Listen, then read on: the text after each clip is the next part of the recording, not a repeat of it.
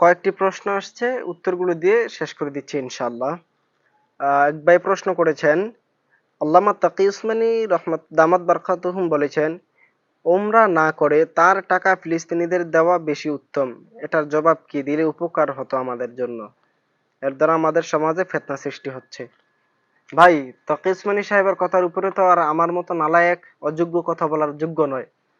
যে জায়গায় তাকি উসমানী সাহেব রহমত দামাত বারকাতুহুম এই জমানের একজন মুজাদ্দেদ, উনি যেহেতু বলেছেন এটার কারণ আছে। দেখেন ভাই, আপনার উপর হজ করা একবার ফরজ অর্থ সম্পদ হলে, বারবার উমরা করা এটা সুন্নাহ, করলে সওয়াব আছে, না করলে গুনাহ নাই। এখন আপনার পাশের ঘরের মানুষের চুলার মধ্যে আগুন জ্বলে না, পাশের ঘরের ভাই থাকার জায়গা নাই, গায়ে দেওয়ার বস্ত্র নাই, পাশের গ্রামের মানুষ থাকতে পারতেছে না, কষ্টে দিন কাটাচ্ছে, ফিলিস্তিনি ভাইয়েরা দিন কাটাচ্ছে কষ্টে, খাবার নাই, দাবার নাই, ইসরায়েলি জালেম বেঈমান নাস্তিক জানোয়ারগুলো তাদের উপর অত্যাচার, নির্যাতন, জুলুম, টর্চার করতেছে।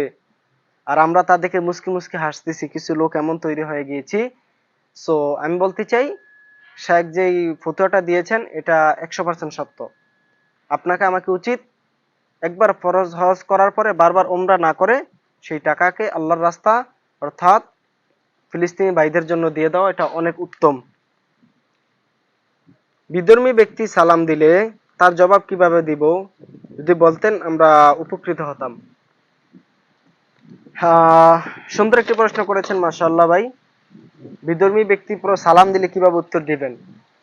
তো এটার জবাব আমাদের এক ওস্তাদ এই ক্লাসটা করানোর সময় তিনি বলছিলেন যে, যদি আপনাদেরকে কেউ প্রশ্ন করে বা এরকম প্রশ্নের মুখোমুখি হন, তখন আপনারা এরকম ভাবেই জবাবটা দিবেন।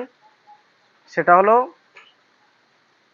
যে, মুসলমান সালাম দিলে তো যখন বলে আসসালামু আলাইকুম, আমরা জবাব দেই ওয়ালাইকুম আসসালাম ওয়া রাহমাতুল্লাহি ওয়া বারাকাতুহু। কিন্তু যদি কোনো বেদুইন সালাম দেয় আসসালামু আলাইকুম বলে, তখন আপনি তার সালামের জবাব দিবেন শুধু এতটুকু, ওয়ালাইকুম, তুমি আমার জন্য যেরকম কাম্য করেছো আমিও তোমার জন্য সেরকম কাম্য করলাম। কি, তুমি আমার জন্য যেটা ভালো আশা করেছো আমিও তোমার জন্য সেটাই আশা করলাম। এতটুক দিয়ে শেষ। যদি আপনি না দেন হয়তো তার মনে খারাপ লাগতে পারে, স্বাভাবিক। যদি নতুন হয় না দেওয়াটাই ভালো। আর যদি দিয়েই ফেলে একসাথে চলার কারণে আপনি বলবেন ওয়ালাইকুম। ওকে। তারপরে প্রশ্ন হলো, কোন ইমাম যদি স্ত্রীকে তালাক দেয় তারপর তাকে নিয়ে সংসার করে, তবে এই ইমামের পিছনে নামাজ পড়া হবে জায়েজ হবে কিনা? মাশাআল্লাহ, খুব সুন্দর প্রশ্ন, কিন্তু প্রশ্নটি সুন্দর মতো লিখতে পারেন নাই। বলতে হবে যদি কোনো ইমাম তার স্ত্রীকে তালাক দেয়, অর্থাৎ এক তালাক অথবা দুই তালাক দেয়, তবে কি ওই ইমামের পিছনে নামাজ পড়া যাবে কিনা, প্রশ্ন হতে হবে এরকম। দেখেন, আপনি তিন তালাক, দুই তালাক পর্যন্ত স্ত্রীকে ঘরে আনার অনুমতি আছে। তিন তালাক বা বাইন তালাক দেওয়ার পরে সে তালাক হয়ে যায়। এখন ইমাম সাহেব যে তালাক দিছে, এটা কি আপনি জানেন সে তিন তালাক দিছে কিনা? যদি সে এক তালাক দিয়ে থাকে তাহলে তো অবশ্যই সেই স্ত্রীকে আনতে পারবে। আর যদি দুই তালাক দেয় তারপরেও আনতে পারবে নিকাহ করে। আর যদি তিন তালাক দেয় তবে সেই স্ত্রীকে আর আনতে পারবে না। মোহতারাম হাজিরিন, এখন বুঝার বিষয় হলো যে তালাকটা এটা হলো একটা নিম্ন কাজ, সবচেয়ে নিকৃষ্টতম কাজ হলো তালাক। আল্লাহ পাক সম্পর্ককে ছিন্ন করার লাস্ট একটা মাধ্যম এটা দিয়েছেন, তালাক। তবে যে তালাক না দিল সে হলো সর্ব উৎকৃষ্ট মানুষ। এখন আমার প্রশ্ন হলো, আপনি যেহেতু তালাক দিয়ে দিয়েছেন, এখন যদি সে এক তালাক দেয় তবে সংসার করতে পারবে, যদি দুই তালাক দেয় তারপরও সংসার করতে পারবে। কিন্তু যদি সে তিন তালাক দেয় তাহলে তাকে নিয়ে সংসার করা যাবে না। আসসালামু আলাইকুম রহমতুল্লাহ। ওয়ালাইকুম আসসালাম। আমার প্রশ্ন হলো, আমার একটি বিষয় জানার ছিল, যে বিষয়টি হলো প্রচলিত জমিন বন্ধকের সিস্টেম কি জায়েজ? যে ৮০,০০০ ৯০,০০০ টাকা দিয়ে জমি বন্ধক রাখা, তারপরে ওই জমিনকে ১ বছর বা ২ বছর রেখে তারপরে পূর্ণ টাকা নিয়ে যাওয়া, জমিন আমি শুধু বহন করলাম, এটার সিস্টেমটা কি? ভাই, সুন্দর একটি প্রশ্ন করেছেন, ধন্যবাদ আপনাকে।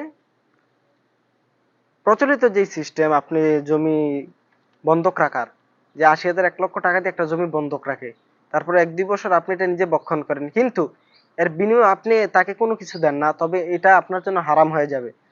কেন জানেন? আপনি যদি আনার পরেও তাকে বাৎসরিক কিছু কিছু দান অথবা যেটাই হয় ফসল কিছু তাকে দেন, অথবা টাকা আনার সময় যদি ১ লাখ টাকা দিয়ে থাকে, তাহলে আপনি তাকে 5,000 10,000 টাকা দিয়ে দেন, তবে এটা হালাল হবে। অন্যথায় যদি আপনি পুরো টাকাটা নিয়ে আসেন, তবে এটা হালাল হবে না, হারাম হবে। আর প্রচলিত এই সিস্টেমকে বর্জন করার চেষ্টা করবেন। হয় অন্য একটা সিস্টেম আছে যে 1 বছরের জন্য 5,000 টাকা, এটা আবার টাকা পায় না, জমিনের ফসল করে শুধু, এটা ঠিক আছে, অন্যথায় ঠিক হবে না। আহ আমার একটি প্রশ্ন শায়েখ, বিপদে পড়লে সুদের টাকা নেওয়া যাবে কিনা? ভাই সেম প্রশ্ন। আপনি বিপদে পড়লে ধৈর্য ধরবেন, ওয়াস্তাঈনু বিস-সাবরি ওয়াস-সালাহ। আল্লাহ বলেছেন বিপদের সময় তোমরা কি করো? ধৈর্য ধারণ করো। আমি আল্লাহর কাছে সাহায্য চাও, আমি আল্লাহ সাহায্যের তোমরা যেটা চাও আমি আল্লাহ দান করব। সো আপনি সুদের টাকা আনা এটা হারাম, নিষিদ্ধ। এখন যদি আপনি মহা বিপদে পড়ে যান যে এখন আপনাকে কোনো মুসলমান থাকতে দিচ্ছে না, এজন্য গুনাহগার তারাও হবে যাদের হাতে টাকা আছে, মুসলিম, আর তারা সুদে লাগাচ্ছে, টাকা দিচ্ছে না এমনি, তারা গুনাহগার হবে। এখন আপনি যদি শেষ পর্যন্ত উপায় না পান, তখন আপনার জন্য নেওয়া জায়েজ আছে, অন্যথায় নেওয়া জায়েজ হবে না।